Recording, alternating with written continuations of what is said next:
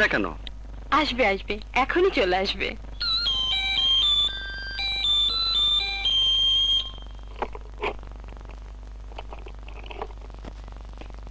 High দোস্ত। Hi friends.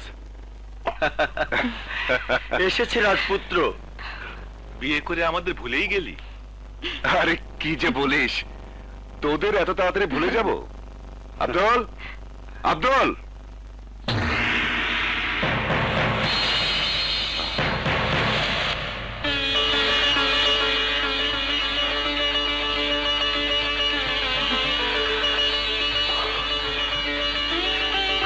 মিলি, ওই মহিলাকে ড্রয়িং রুমে কি করে ঢুকলো?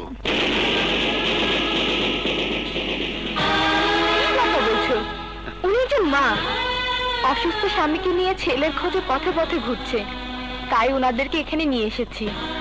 ছেলেকে পেলেই চলে যাবে। তাই বলে চেনা নেই জানা নেই বাড়িতে আশ্রয় দেবে? আরে কিছু টাকা দিয়ে বিদায় করে দিলে তো হতো।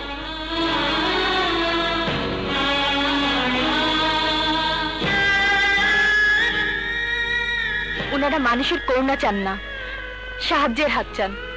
কাজের বিনিময়ে আমার বাড়িতে থাকতে রাজি হয়েছেন। মা, আপনি ভিতরে যান তো, ওনাদের জন্য চা নাস্তা তৈরি আছে, আপনি নিয়ে আসুন।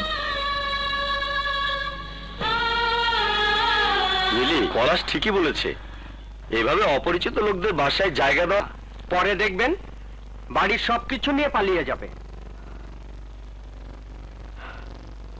পৃথিবীর সবাইকে একরকম ভাবা উচিত নয় আলতাফ ভাই। মানুষ যদি মানুষের বিপদে এগিয়ে না আসে, তাহলে কে আসবে? তোমরা থাকো, আমি আসছি।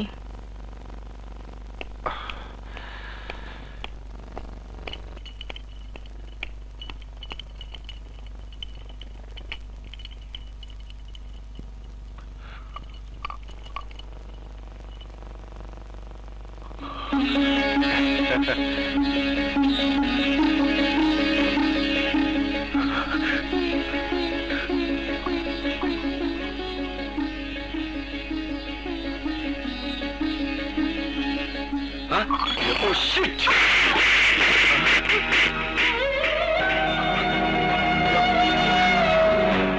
বাবা, মাফ করে দেন বাবা, আমি দেখি নেই বাবা, আমাকে মাফ করে দেন বাবা, মাফ করে দেন, আমি দেখি নেই বাবা।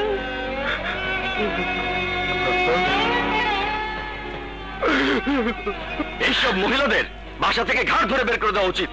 হ্যাঁ হ্যাঁ, বাড়ি থেকে বের করে দেওয়া উচিত, তবে ওনাকে নয়, তোমাদের মতো মানুষদের এই সমাজ সংসার থেকে বের করে দেওয়া উচিত। মিলে, চুপ করো তুমি। তোমার বন্ধু আর যার গায়ে হাত তুলেছে তার তোমার মতো একটি ছেলে আছে, আর সেই ছেলে যদি আর এই দৃশ্য সচক্ষে দেখতো, তাহলে তোমাদের হাত ভেঙে ফেলতো। না গো মা, না, আজকাল আর এমন ছেলে জন্ম নেয় না, জন্ম নেয় না গো মা, জন্ম নেয় না। পলাশ, এই ধরনের বন্ধুদের সাথে তোমার কোনো সম্পর্ক থাকুক তা আমি চাই না।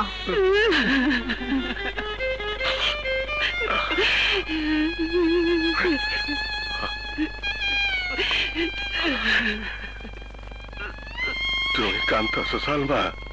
না না, চোখে কি জানি এটা পড়ছে। তোমার লগে এতটা বছর সংসার করতেছি সালমা, কোনটা তোমার চোখের পানি বা আমার বুঝতে অসুবিধা হয় না? কি কইতেছো তুমি? আমি কান্দুম কেন? তোমার গায়ে হাত তুলছে তোমার ছেলের বন্ধু, আমি নিজের চোখে সে দৃশ্য দেখছি। তোমার গায়ে হাত তোলার পরও তোমার ছেলে চুপচাপ দাঁড়ায় দেখলো, বিন্দু মাত্র প্রতিবাদ করলো না। প্রতিবাদ করলো তোমার ছেলের বউ। ছেলের বউ? আমারে পলাশের বন্ধু চর মারছে, তাতে আমার কোনো দুঃখ নাই, কিন্তু সন্তান হইয়া পলাশ আমার চিন্তা অস্বীকার করছে। ওগো, এই কষ্ট আমি কি করে সহ্য করব? এই কষ্ট পাওয়ার আগে আমার মরণ।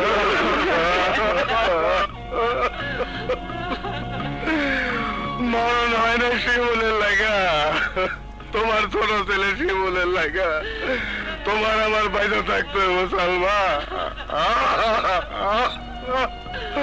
ওর কাছে যে পাপ করছি সেই পাপের প্রায়শ্চিত্ত না হওয়া পর্যন্ত আমাকে মরণ নাই সালমা।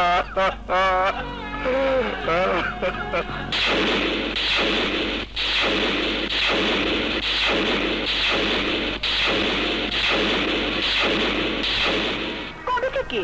2-3 দিন ধরে, কিন্তু আমি ওনাদের পরিচয় জানতাম না। তুই এক্ষুনি শিমুলকে নিয়ে চলে আয়। আসছি, আমরা এক্ষুনি আসছি। শিমুল, শিমুল! কি হয়েছে সাথে? তোমার বাবা মার খোঁজ পেয়েছি, ওনারা মিলির বাসাতে আছেন। কি? এক্ষুনি চলো। চলো।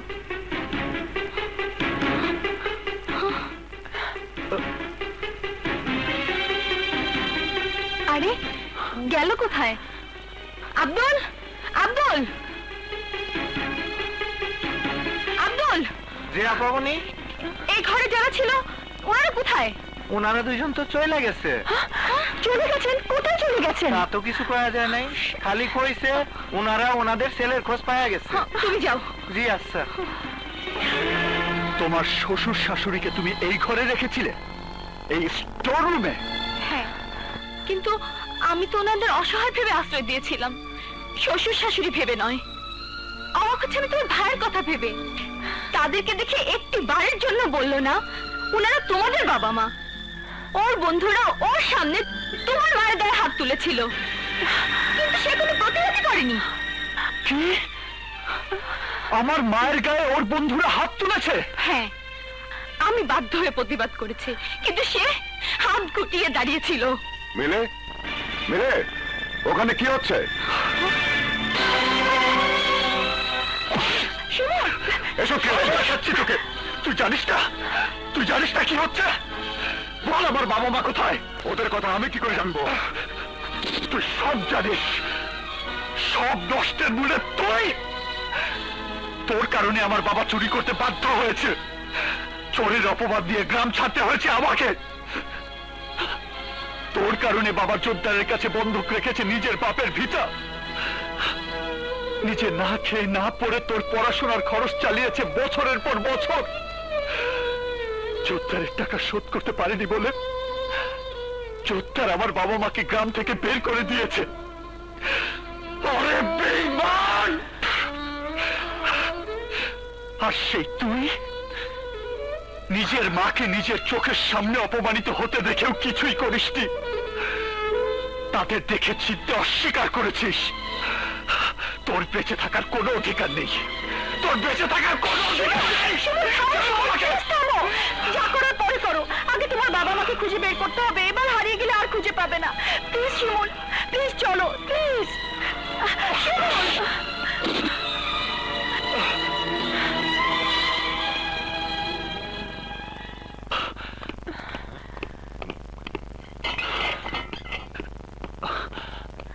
দারোয়ান, বাড়িতে যে বয়স্ক লোক আর তার স্ত্রী ছিলেন তাদের তুমি দেখেছো?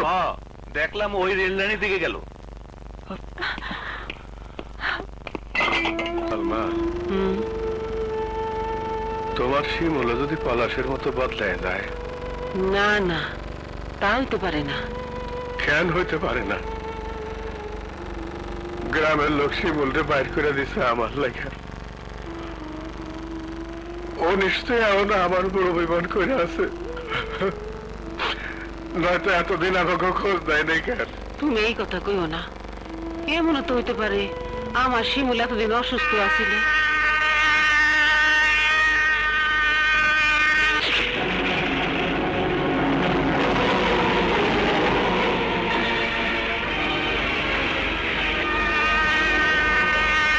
কই যাও?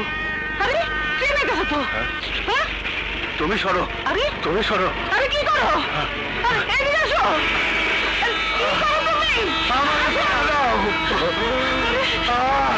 আমি বাঁচতে চাই না, আমি বাঁচতে চাই না, আমি মরতে চাই। আমি হীরা দাদা সারা জীবন কাছরে আগলে রাখছি, আর সত্যিকারের হীরারে পাড়া দিতে অবহেলায় আমি মরতে চাই। ঠিক আছে, ঠিক আছে। মরতে হলে দুজনে এক লগেই মরুম।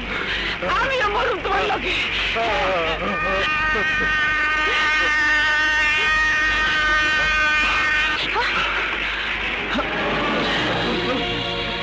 বাবা, মা, মা, বাবা,